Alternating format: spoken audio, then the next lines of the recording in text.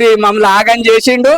అవి ఏ డబుల్ బెడ్రూమ్లు కట్టడు, ఏది కాదు. అది గెలిచినా గానీ అంత ఉత్తమ చట్నీ ఏది కాదు ఆయనతోని. మమ్మల్ని ఇప్పుడు 5 ఏళ్ల పొద్దు అవుతుంది. 5 ఏళ్ల పొద్దు నుంచి మేము ఏడుతున్నాం. డబుల్ బెడ్రూమ్లు కట్టి ఒక్కరికి కూడా ఒక్క రూమ్ ఇవ్వలేదు. ఆడ కూడా మిమ్మల్ని పరిశాన్ చేస్తారు పబ్లిక్ ను. గెలిచినాక సపడియాక పని ఏందో వాడు డబ్బులు సంపాదించడం మీదనే ఉంటారు. వాళ్ళకు కోట్లు కావాలంటే ఏదో ఒకటి అబద్ధం మాట్లాడి వాళ్ళను సున్నం పెట్టి తోలిస్తాడు. వెలుగు మాటలు కేటీఆర్ మాటలు నమ్మకూరా చెప్తావు. కేటీఆర్ ఏంది, హరీష్ రావు ఏంది, మన అదేంది కేసీఆర్, హరీష్ రావు, కేటీఆర్ వీళ్ళంతా ఒకటే మూట. వాళ్ళంతా ఒకటే. ఎవరికి ఏం నమ్ముడు అవసరం లేదు. అంతా దొంగలే. అంతా దొంగలే. వాళ్ళు ఎంత దోసుకోవాలనో అంత దోసుకుర్రు. 1000 కోట్లు ఉన్నాయి వాళ్ళ దగ్గర.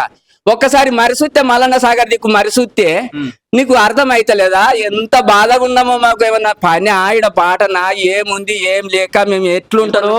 ఇప్పుడు మీ గజ్వేల్ మీదకి వెళ్ళి ఇప్పుడు కేసీఆర్ అంటే శాతనైతులే అనుకుందాం. కేటీఆర్ గజ్వేల్ మీదకి వెళ్ళి పోవాలి ఆయన నియోజకవర్గంకి. హరీష్ రావు గజ్వేల్ మీదకి వెళ్ళి పోవాలి. వస్తాడా అని ఈడికి వస్తే చెప్పు దెబ్బల పాలవుతాడు. రాడు. ఈ మల్లన్న సాగర్ వాళ్ళు అయితే చెప్పులు మెడకేసి కొడతారు.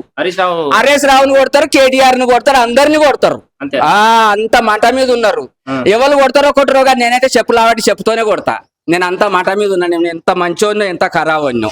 హరీష్ రావు మీకు అన్ని దగ్గర ఉండి చూసుకునే ఏం చూసుకున్నాడు? ఏం చూసుకోలేదు. మా బాధలు ఆయనకి ఏం తెలియదు. వాడు తింటాడు కదా, పొద్దు మాపు నిమ్మలంగా తింటాడు, పంటాడు. వాళ్ళకి ఏమేరక ఈ తగిలివులు ఏమేరక.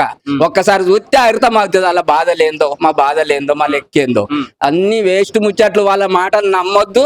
వాళ్ళకి జాగాలు ఇవ్వకుండ్రి. వాళ్ళు డబుల్ బెడ్రూమ్లు కట్టారు. అది కాదు ఇది పోదు ఇయ్యరు. నేను చెప్పిన మాట నమ్ముండ్రి మీరు. మేము గొడగొడ ఏడుతున్నాం. 5 సంవత్సరాలు ఏడుతున్నాం మేము. ఒక్క రోజు కాదు. కలెక్టర్ దగ్గరికి పోయినాం, ఆర్డీఓ దగ్గరికి పోయినాం. వీళ్ళంతా దొంగలే. మొత్తం వార్డు నెంబర్ నుంచి మొదలు పెడితే, సర్పంచుల నుంచి మొదలు పెడితే, కలెక్టర్ నుంచి మొదలు పెడితే వీళ్ళంతా దొంగలే. ఒకటే మాట ఒకటే మూట వీళ్ళంతా. మొత్తం సంపాదనానికి వాడు వెంకటరామరెడ్డి ఎంత సంపాదించిండు? 1000 కోట్లు సంపాదించిండు. మొన్న ఎలక్షన్ లో పెడితే ఓడిపోయిండు. మంది కలకల ముడుతుంది కదా. మంది కలకల ముడుతుంది. ఆగాదంగా వచ్చిన పని ఆగాదంగానే పోతుంది. కలెక్టర్ గా చేసిన వెంకటరామరెడ్డి కలెక్టర్ చేసి వెంకటరామరెడ్డి రాజీనామా పెట్టిపోయి ఎలక్షన్ లో నిలబడ్డాడు. ఎలక్షన్ లో నిలబడి ఎలక్షన్ లో 30 లక్షలు 40 లక్షలు పెట్టిండు. మీద అన్నట్టు అయింది. ఓడిపోయిండు.